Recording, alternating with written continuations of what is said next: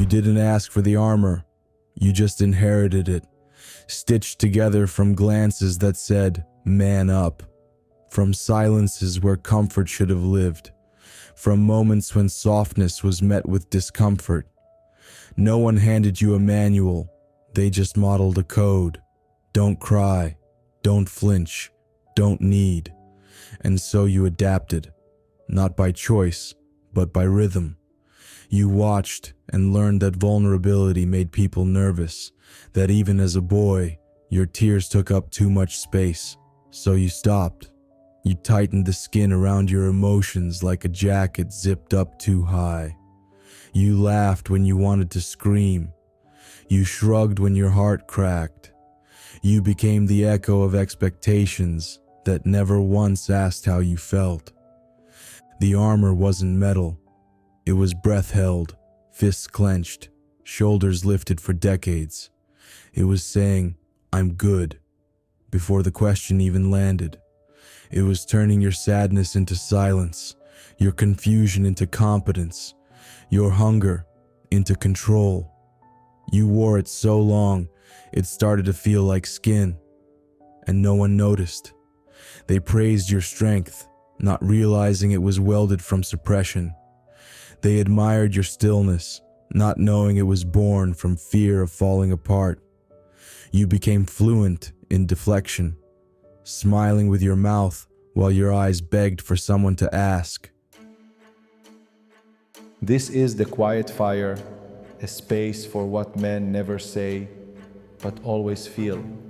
A place where desire doesn't need permission, where memory breathes through the skin, and truth whispers through silence. For someone to ask, really ask, how you were doing.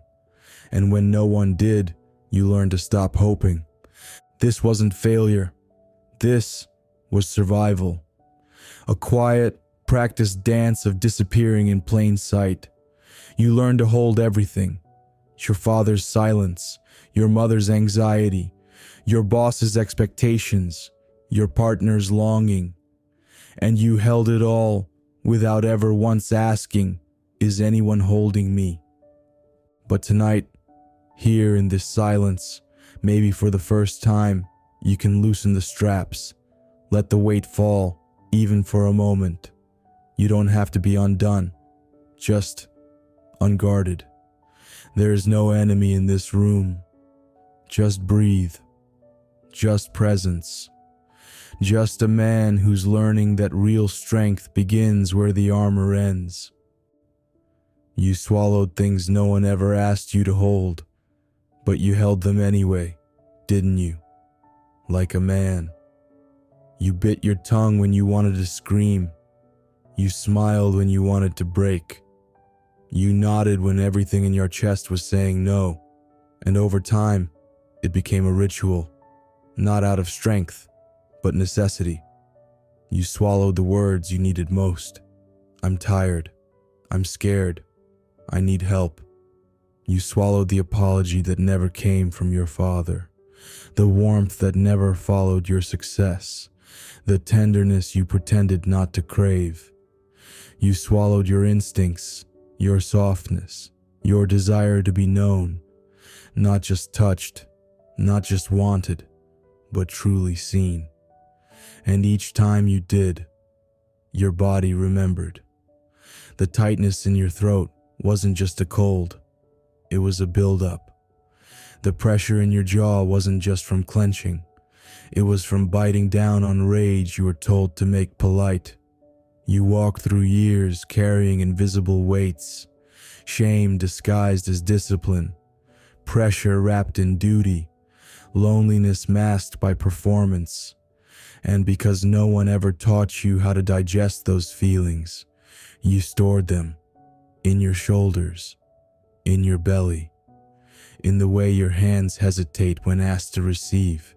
You've been on a diet of silence for so long that now, even in a room full of people, you still feel hungry. This is not your fault. It's a script older than your own name, one that told you real men absorb pain. Don't spread it. That expression is weakness. That need is embarrassing. That sadness is for someone else. But the truth is, what you swallowed is eating you from the inside.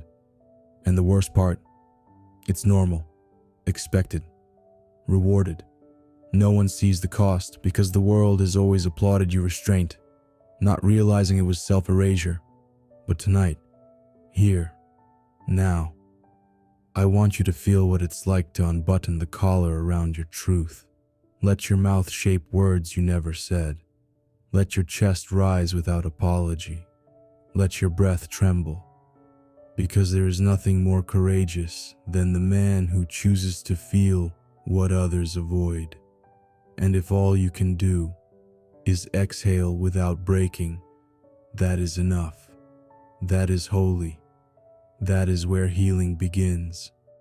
You show up every day, strong, steady, necessary, like the doorframe that holds the house, even when no one stops to notice it.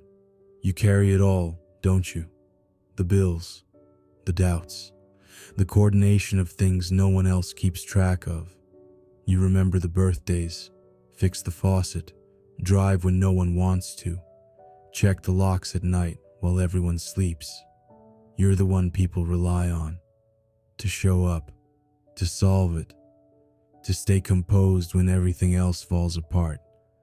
And maybe you've done it for so long, you've stopped asking yourself what it's costing you, because they call it being dependable, because they thank you when they remember. But no one asks, who holds you? Who catches you when your knees go weak from the weight of being okay for everyone? Who listens when the voices in your head scream louder than any words you've ever said out loud? There are moments, quiet ones, where you feel it crack, not loud like glass, but subtle, like fatigue. Driving in silence after a long day, staring at the road, but not seeing it. Wiping down the counter with a clenched jaw while someone asks you what's for dinner. Crying in the shower without knowing exactly why. Only that it's the only place the water can hide your ache.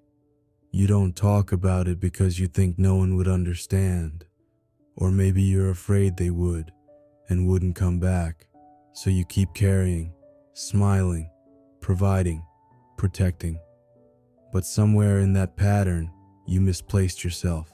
Not all at once, just a little every day. You dropped your needs, your wants, your body's quiet requests for rest and softness and holding. And now, when someone offers you a break, you don't know how to take it. When someone touches your back and says thank you, you nod, but you don't let it land. Because deep down, you've become the man no one worries about. And that's the most dangerous place to be. Not because you're weak, but because you've been so strong for so long that even you forget to check if you're okay. You've been serving from a cup that's been empty for years, and no one noticed, especially not you. So tonight, let this voice remind you that you are never meant to carry it all alone, that your worth isn't measured by output or sacrifice, that you are allowed to be held, not just in theory, but in practice, and that resting is not giving up. It's remembering that you are not a machine, you are a man, and you deserve to come home too. There's a part of you no one sees, and it doesn't show up in the way you walk, or the way you work, or even the way you smile when people say, you've got it all together. It lives underneath, like a current running through your bones. It's the boy who never got picked first, but never let it show. It's the teenager who touched himself alone, not out of hunger, but out of loneliness, staring at his own body like it might someday feel like home. It's the man who lies in bed beside someone who thinks they know him, but doesn't know the thoughts he never speaks. You've been praised. You've been respected. Maybe you've even been admired. But there's an ache inside that none of that ever touches. Because what you really wanted wasn't applause. It was to be met. Fully. Softly. Fiercely. Not for your achievements. Not for your usefulness. Not for the mask you learned to wear so well. But for the raw, tender, inconvenient truth of you. And maybe you don't even realize how deep the ache goes until something touches it. A song you weren't ready to hear. A voice that says your name the right way. A moment where your chest tightens and your eyes burn, and you don't know why, but I do. It's the ache of being untouched in the place you need it most. It's what happens when you live your whole life being seen, but not felt. When your confidence becomes a costume that fits so well, no one, not even you, notices the bruises underneath. You've learned to speak clearly, to lead bravely, to take up space in all the right ways. But what about the space inside you? Who has touched that? Who has sat with your silence, not trying to fix it or fill it, just breathing beside it until you could finally hear your own voice again? You don't need fixing. You don't need more books or tips or routines. You need presence. Yours. The kind of presence that comes when you stop performing, when you stop trying to prove that you're not broken, when you stop pretending that your strength means you don't need to be held, because you do.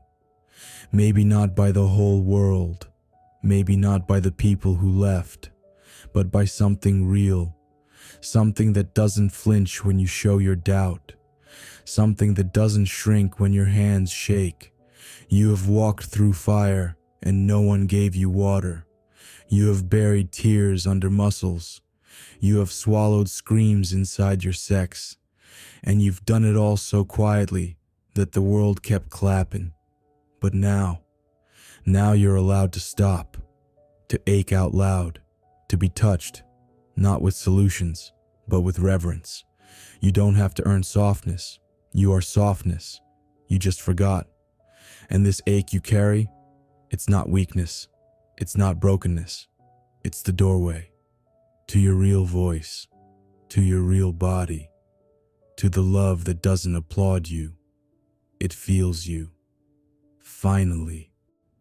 Even now, with all the years, all the silence, all the roles you've played, and the masks you've worn, and the nights you've stared at the ceiling wondering if this is all there is. Even now, something in you hasn't gone out. There's a flicker, a warmth that doesn't ask for permission. It lives in the part of you that still pauses when the wind shifts, or when a hand brushes your shoulder a little too long, or when you see a father hold his son like you were never held. You can't always name it, but it's there. It's never stopped burning. Even when you told yourself you didn't need anyone. Even when you packed your pain into discipline and productivity and silence. Even when you forgot how to cry and made peace with numbness. That fire, it never judged you.